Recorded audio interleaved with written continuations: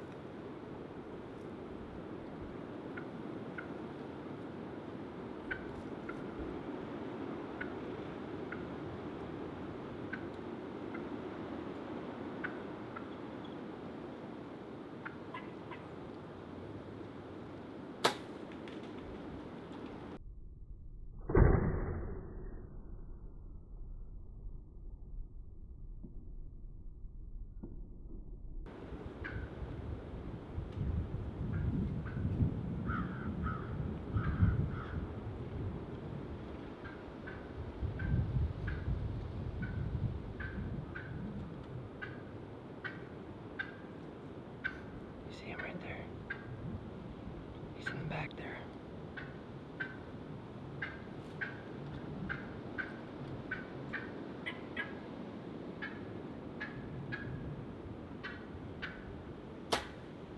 Dude, did you get him? You just smoked him, dude. I'm pretty sure you just smoked him.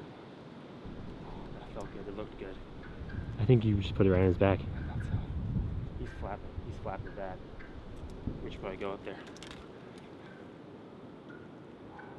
That one Was that 60? That's like right under.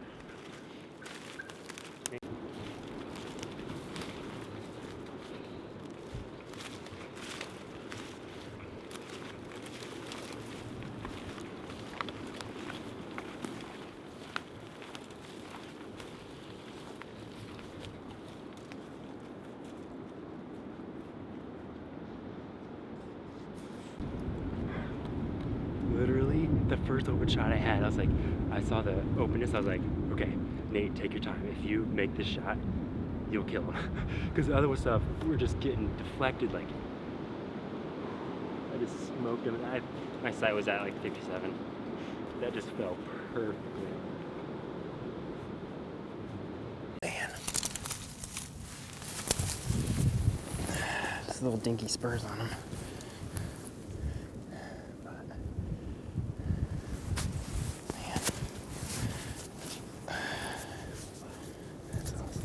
That game. That's all it appeared. He's heavy. Hardest, like, turkey can't sleep bad. Holy crap. Well, that was a pretty crazy hunt. We saw these birds from way up on, like in the middle of our property. It's a hill up there, and then we can like kind of look under this lower ground as ag field. We saw them in there, and we didn't see any toms at first, but we saw like quite a few hens. So we came down right here and we saw a tom right across the property boundary. So he came along here, and so he just like kind of walked off. But the thing is, the hens did not spook at all, and they started working back into the timber on our ground. So Thomas and I were just like, okay, we're just gonna be patient because he's not gonna leave his hens.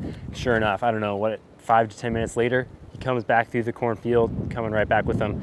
They come around, cross the fence, and finally a really good clearing. It was like 55, which is definitely like the farthest shot I'd take. And he stopped perfect clearing, and I mean, finally a shot with no branches and nothing, and I just put it right on the money on his back, sailed it in there. Pretty sweet bird. We were talking like his spurs don't say big giant bird. His beard does. He's got a freaking rope.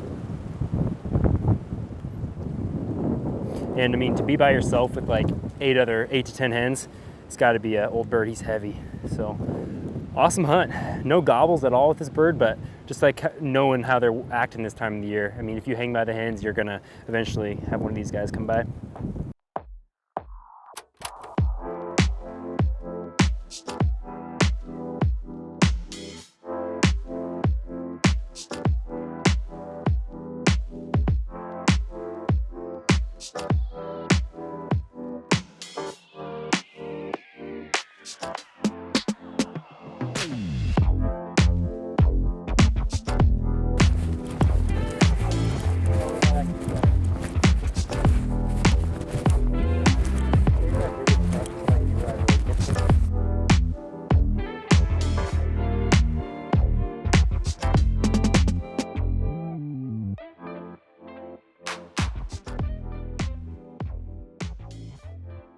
Closer. Check, check, check, check. Well, can you get me? What I did with the bird is I breasted him out, and then I took his legs as well, because the legs are delicious too. Took the beard, big old, I'm talking big old rope, paint a house with that puppy. And then took virtually all of his feathers, both of his wing joints and stuff, because we've had nervous turkeys with some of our decoys, so I'm gonna coat our decoys with turkey feathers. And yeah, here's his fan.